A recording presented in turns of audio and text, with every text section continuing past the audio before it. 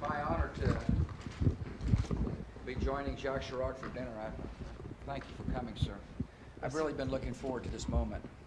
C'est un grand honneur pour moi de pouvoir joindre Jacques Chirac pour le dîner. Merci d'être venu et j'espérais, je me réjouissais à la possibilité d'avoir cette rencontre. Every time I meet with Jacques, he's got good advice, and I'm looking forward to listening to you. Chaque fois que je rencontre Jacques Chirac, il a des bons conseils à me donner et je me réjouis à la possibilité de l'écouter encore une fois. We've got a lot of issues to talk about.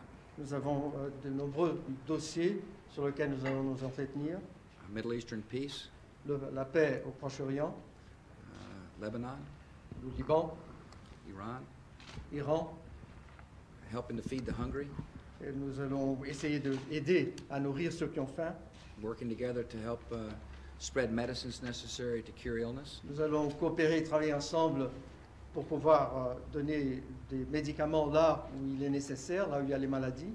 So, Mr. President, thank you very much for your Donc, merci beaucoup, Monsieur le Président. coming by for dinner, and thank you for De your time. venir pour le dîner, merci beaucoup. Thank you. Sir. C'est naturellement pour moi un plaisir de retrouver le président Bush et je le remercie de son accueil. Nous avons toujours eu des relations extrêmement cordiales. Et ceci tient à la réalité de nos relations aussi bien bilatérales que transatlantiques qui sont excellentes. Nous luttons pour les mêmes valeurs depuis deux siècles, et des valeurs auxquelles non seulement nous sommes attachés, mais des valeurs auxquelles nos peuples sont attachés. Nous sommes présents dans tous les lieux de crise, qu'il s'agisse de l'Afghanistan, des Balkans, naturellement, qu'il s'agisse de Haïti, de l'Afrique, qu'il s'agisse de notre coopération au moment du tsunami, et je voudrais exprimer aux militaires américains toute ma reconnaissance pour l'aide qu'ils nous ont apportée, notamment aux militaires français grâce à leurs hélicoptères, au moment de l'affaire du tsunami en Asie. Et nous avons les mêmes convictions pour ce qui concerne la lutte contre la prolifération des armes de destruction massive ou contre le terrorisme. Et aujourd'hui, nous avons une approche identique pour ce qui concerne la situation au Liban, la crise qu'a ouverte l'assassinat de l'homme qui incarnait au Liban la démocratie, la liberté, l'indépendance de ce pays. Par conséquent, notre dialogue est constamment un dialogue positif et je me réjouis de pouvoir le poursuivre aujourd'hui à Bruxelles dans le cadre d'un dialogue plus large entre l'Union européenne et les États-Unis. Monsieur le Président, thank you. It's of course a great pleasure, it always is a great pleasure to meet with President Bush, and let me take this opportunity to thank him for his very warm welcome to me today, as always. Now, President Bush and I have always had very warm relations, which in fact translate to a certain extent the warm relations that have always been characterized the links between our countries and the relations, be they bilateral or transatlantic ones, which have always been excellent between France and the United States. Indeed, we have struggled for some 2 centuries, 200 years now, to uphold and keep alive these values which we share, and which our peoples share and hold very dear to their hearts, and which we are very attached to. We are present together, that is to say France and the United States, in some of the world's hotspots. I'm thinking of Afghanistan, I'm thinking of the Balkans, of course, but I'm thinking also of what we're doing in Haiti and in Africa. I'm thinking also of our excellent cooperation over the tragedy in Asia. I'm talking about the tsunami here. And let me take this opportunity to thank the President for all the help that was extended to our military by the American military. For instance, the making available to our military of American helicopters, which made our work that much easier. So we do share many, many ideals and values. We have many of these in common.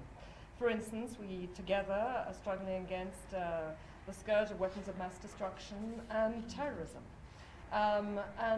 We adopted that we have the same approach to the situation which is prevailing in Lebanon, especially following the murder of former Prime Minister Hariri, who, of course, was a man who enshrined the ideals of democracy, independence, and liberty of that country. Therefore, I am looking forward to a very constructive discussion, and I welcome this new opportunity to meet with the President, and in a broader context, which is that of the continuing dialogue, ongoing dialogue between the United States and the rest of Europe. Tom. Of all presidents, you talked about Russia, Mr. President, in your speech.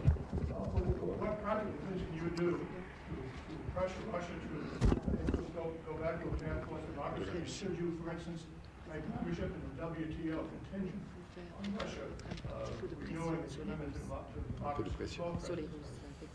Part of the WTO requirements are that there be an open market, that there be a liberal economy. And open markets and liberal economies tend to attract countries that are open to the voices of their people. I look forward to seeing Vladimir Putin in 2 days. I've got a good relationship with Vladimir. I intend to keep it that way. But as well, I tend to remind him that if his interests lie west, that we share values, and that we, and those values are important. They're not only important for people that live within Russia, they're important to have good relations with the West. En ce qui concerne l'OMC, par exemple, il y a certains impératifs qui s'imposent pour rejoindre l'OMC, comme par exemple une économie verte, une économie de marché, qui sont d'ailleurs des atouts qui attirent les pays justement à ce type d'activité. Dans 2 jours, je vais voir le président Poutine. J'ai de bonnes relations avec le président Poutine. J'ai l'intention de les maintenir, ces bonnes relations, mais il faut qu'il sache qu'en ce qui concerne l'Occident, nous partageons des valeurs importantes non seulement pour la Russie, mais pour nous tous. Monsieur le Président, vous dites que les relations ont toujours été bonnes entre la France et les États-Unis, mais on a l'impression que depuis quelques mois, depuis quelques semaines, elles sont vraiment meilleures. Qu'est-ce qui explique cette embellie, cette sorte de nouvelle lune de miel? Monsieur Bush, si les relations sont nettement meilleures aujourd'hui, est-ce qu'elles sont suffisamment bonnes pour justifier peut-être dans un avenir proche une invitation du président Chirac aux États-Unis et éventuellement dans votre ranch à Concord? First question to President Chirac. You've said, sir, yourself that relations have always been excellent between France and the United States. And we get the sense that in recent weeks they have become even better. They have become warmer, and that there's a veritable new honeymoon, as it were, taking place.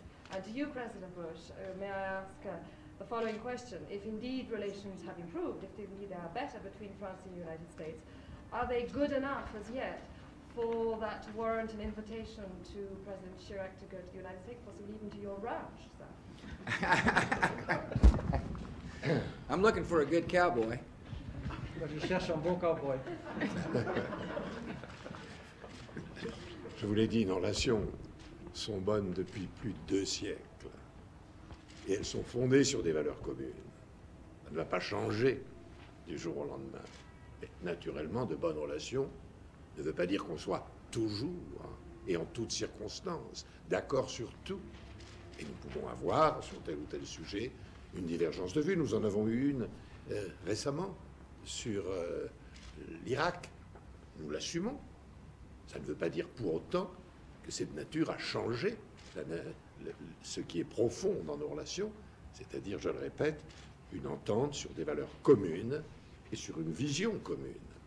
Et je le répète, je me réjouis qu'aujourd'hui, ce soit ou demain, ce soit au niveau de l'Union européenne et des États-Unis que va se développer et se renforcer, je n'en doute pas un seul instant, cette vision commune et cette action commune. Let me repeat what I already said, namely that our relations are indeed excellent, but they have been excellent for over 200 years now. Because, why do I say that? Because they are based upon common values that we share. And that these things don't change overnight at the wave of a wand. Now, of course, this doesn't mean that because we share common values, we necessarily agree on everything all the time. Of course, we can have our differences or our divergence of opinion. Recently, this was a case, we didn't share the same view over Iraq, but this in no way affects or in no way undermines the bedrock of our relations, namely our common values and our common vision. And I repeat what I said earlier on, namely that I feel that it's very important that within the broader context of US-EU relations, this relationship should continue to be cemented, broadened, and strengthened.